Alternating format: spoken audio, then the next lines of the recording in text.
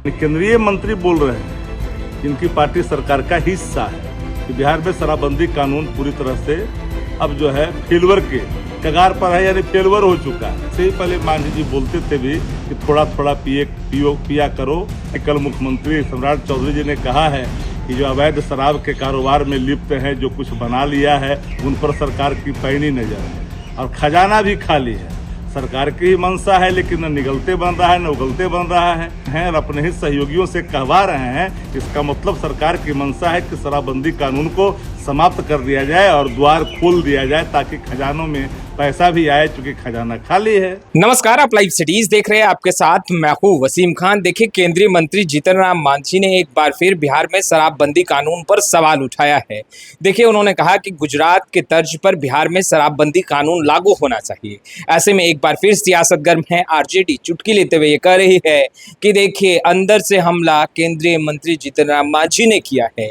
जीतन राम मांझी इससे पहले भी ये कहते रहे हैं थोड़ी थोड़ी पिया करो, और अब तो कह रहे हैं कि गुजरात के तर्ज पर बिहार में शराबबंदी कानून लागू कर देना चाहिए। सबसे पहले आप सत्य सिंह यादव को सुनिए, आरजेडी के मुख्य प्रवक्ता हैं, क्या कुछ कह रहे हैं जीतन राम मांझी के बयान पर।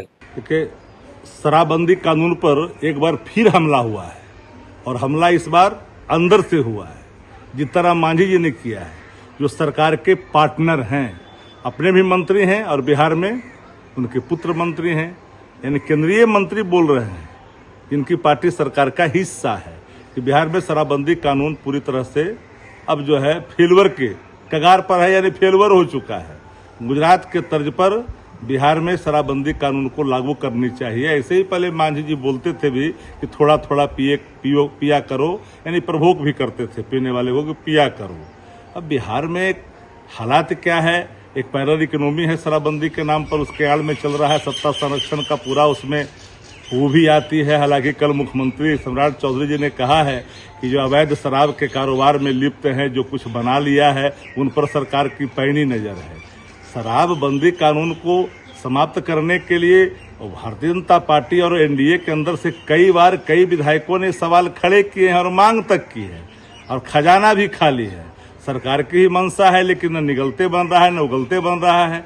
माननीय नीतीश कुमार जी जब महागठबंधन में तब ये शराबबंदी कानून लागू हुआ था। अब तो नीतीश जी अब जिस पड़ाव पर पहुंच गए हैं, उनके प्रति आदर के सिवा और हम लोग कुछ बोल भी नहीं सकते हैं।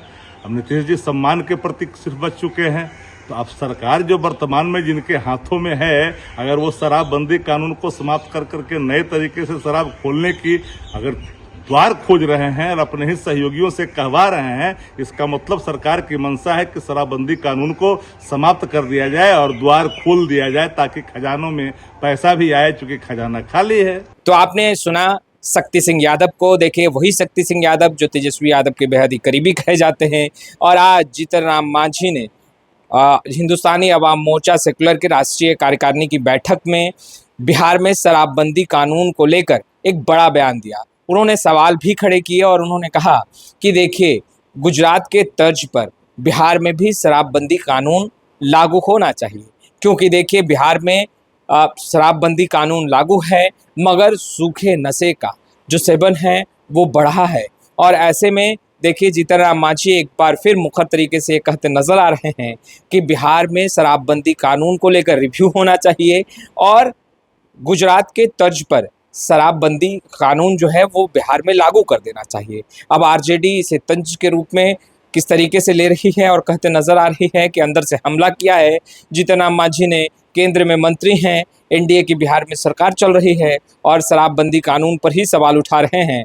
इससे पहले भी, इससे पूर्व में भी जीतन राम मांझी ये कहते रहे हैं कि थोड़ी थोड़ी पिया करो, यानी प्रवोक करते रहे हैं। तो आपने शक्ति सिंह यादव को सुना किस तरीके से जीतन राम मांझी पर जमकर निशाना साध रहे थे। उनके बयान को लेकर शक्ति सिंह यादव कह रहे थे कि इससे पूर्व में भी थोड़ी थोड़ी पिया करो वाला बयान जीतन राम मांझी ने ही दिया था, और अब कह रहे हैं गुजरात के तर्ज पर बिहार में शराबबंदी कानून लागू होना चाहिए। फिलहाल हम तमाम तस्वीरें लगातार अपडेट करते रहेंगे। इस वीडियो में इतना ही। आपका बहुत बहुत शुक्रिया।